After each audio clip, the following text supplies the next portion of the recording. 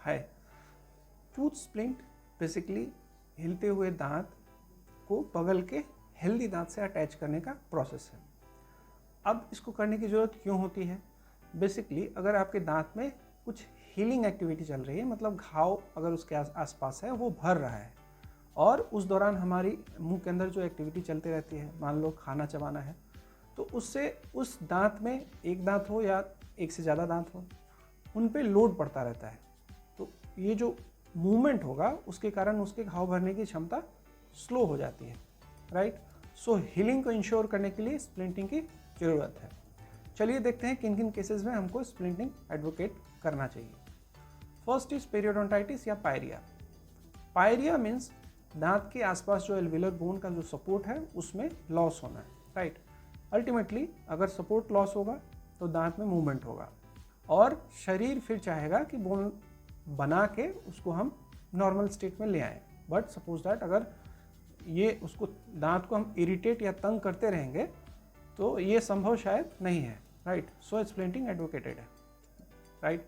Next है traumatic occlusion. मान लो किसी पेशेंट के मुंह के अंदर या हमारे मुंह के अंदर एक दांत है या एक से ज़्यादा दांत है, वो जो आर्च है, जो एक पैटर्न है उससे बाहर हो, right.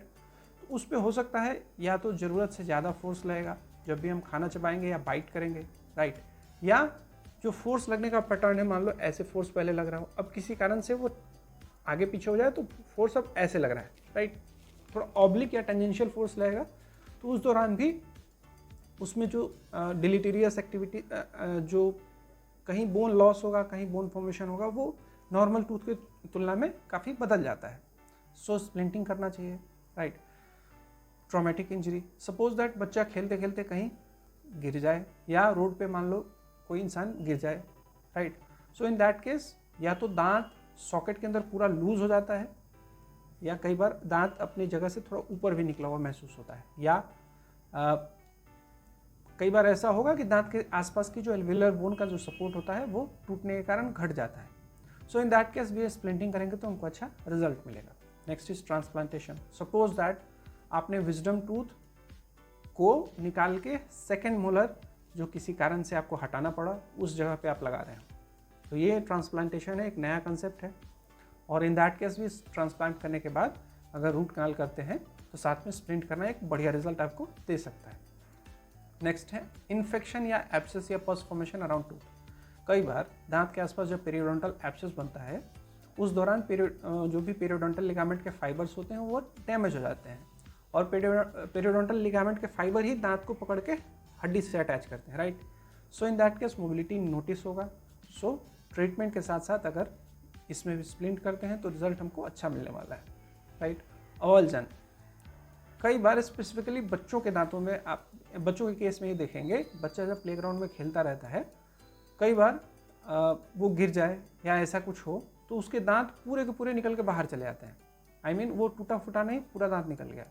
So in that case अगर 2 घंटे से कम का समय है तो आप डेंटिस्ट के पास, वैसे भी आप डेंटिस्ट के पास लेके जाएं, अगर 2 घंटे से कम का समय है और उसमें डेब्री कम है तो उसको हल्का सा क्लीन करके उस सॉकेट में रिप्लांट कर देते हैं, फिर से लगा देते हैं, राइट। अगर क्लिनिक तक पहुंचने का जो समय है वो 2 घंटे से ज़्यादा हो रखा है और उसमें काफ़ी ज़्यादा डर्ट वगैरह लग चुका है, सो इन दैट केस डेंटिस्ट उसको क्लीन करेंगे, डिब्राइड करेंगे, उसका मुंह के बाहर ही रूट कनाल कर देंगे, राइट, और फिर उसको प्लेस करेंगे और अल्टीमेटली लास्ट में स्प्लिंट कर देते हैं, राइट। अब देखते हैं कि स्प्लिंट करने के क्या क्या मेथड्स हो सकते हैं या मटेरियल्स क्या क्या हैं। फर्स्ट एंड फॉरमोस्ट और सबसे यूज़र फ्रेंडली है आपका fibre splint. Fibre splint basically reinforced fibre का मेश होता है, नेटवर्क होता है, जिसको हम लोग दांत के सरफेस पे लगा के और टूथ कलर जो भी फिलिंग है, filling material I mean composite वगैरह वो लगा के फिर उसको एडहेर कर देते हैं, राइट। फिर इसमें आता है कंपोजिट स्प्लिंट। कई बार जो टूथ कलर मटेरियल कंपोजिट है उसको 2 दांत के बीच के स्पेस में लगाते हैं, राइट। चूँकि ये टूथ कलर्ड मटेरियल है तो आपको अपीयरेंस भी आपकी ख़राब नहीं होगी, प्लस स्प्लिंटिंग का रिइंफोर्समेंट का काम भी हो जाता है, राइट। फिर आते हैं वायर स्प्लिंट की तरफ। वायर क्लासिकली क्या होता था कि एक दांत को दूसरे दांत से जैसे बांधने का कंसेप्ट था वो वायर से कर देते थे, या एक तरीका है कि वायर यहाँ से यहाँ फिरा दें और उस वायर को फिर से दूसरे वायर की सहायता से इधर के दांत में या जो नीडफुल है वहाँ पे बांध देते हैं। एक है मेटल स्प्लिंट का कंसेप्ट। मेटल स्प्लिंट बेसिकली क्या है, एक बार होता है मेटल का जिसको दांत के अंदर थोड़ा सा हम लोग ड्रिल करके जगह बनाते हैं, एक दांत सपोर्ट वाला अगल बगल का 2 दांत लेके और एक दांत जिसको सपोर्ट चाहिए, ठीक है, फिर उसको उसमें प्लेस करके ऊपर से मटेरियल डाल के फिल कर देते हैं। ये मेटल का जितना कंसेप्ट है या वायर का कंसेप्ट है, ये सब क्लासिकल कंसेप्ट है, पुराने कंसेप्ट है। इसी में एक है आर्च बार का यूज़ करके वायर से फिर उसको ट्विस्ट कर देना दांत को, राइट। लेकिन आपको जानने की जरूरत है केवल 2, फाइबर स्प्लिंट और दूसरा कंपोजिट स्प्लिंट, राइट।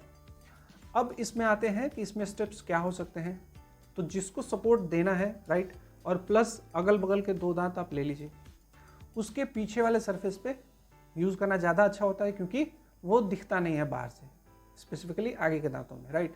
उस सरफेस को पहले थोड़ा क्लीन करेंगे, फिर उसमें फॉस्फोरिक एसिड से एच करेंगे, फिर बॉन्डिंग एजेंट लगाएंगे, उसको लाइट क्योर करेंगे, फ्लोएबल कंपोजिट थोड़ा सा लगाएंगे, उसके ऊपर फाइबर स्प्लिंट और क्योर कर, फिर लाइट से क्योर करते हैं कि वो सेट हो जाएगा, राइट। उसके ऊपर भी फिर एक लेयर लगा दीजिए और लास्ट में उसको स्मूदन कर देंगे कि आपके टंग वगैरह को इरिटेट ना करे, राइट।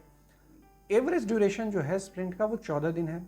कई बार इससे ज़्यादा समय तक लगाने की भी ज़रूरत पड़ती है।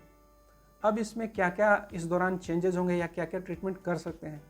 सपोज दैट स्प्लिंट लगा हुआ है, उस दौरान पीरियोडोंटल रिकंस्ट्रक्शन, बोन में कुछ सर्जरी है या मसूड़ों में कुछ सर्जरी है या पीरियोडोंटल लिगामेंट में कुछ चेंज करना है या दांत के अंदर कुछ पेरियापाइकल रीजन में, मतलब जड़ के जस्ट नीचे अगर कोई पैथोलॉजी है उसको इंश्योर करना है, ठीक करना है, तो इसके लिए ये बहुत अच्छा समय होता है, राइट, क्योंकि टूथ मोबिलिटी होती नहीं तो हीलिंग अच्छी होगी।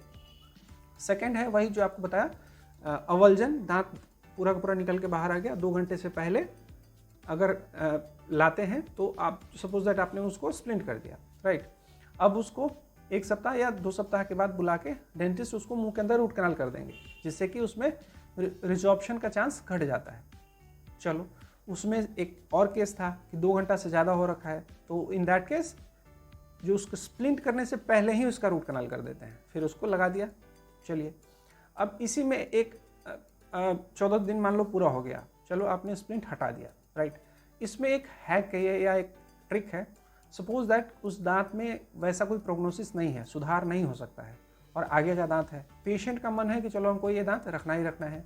सो इन दैट केस एक ट्रिक है कि आप जो क्राउन वाला पार्ट है, जो दांत का वो भाग जो आपको दिख रहा है, वो तो लगा रहने दें, उसके जड़ को काट के हटा दें और सर्जिकली जड़ हटा दीजिए।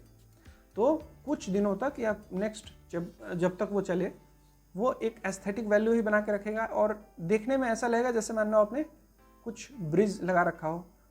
ब्रिज से भी इनफैक्ट ज़्यादा नेचुरल दिखता है, राइट। सो स्प्लिंटिंग से रिलेटेड ये सारे कंसेप्ट्स हैं, सारे मेथड्स एंड मटेरियल्स के बारे में मैंने आपको बताया। इस टॉपिक से रिलेटेड और कुछ क्वेरी हो तो आप प्लीज़ मुझे कमेंट करें। So thank you so much, have a nice day.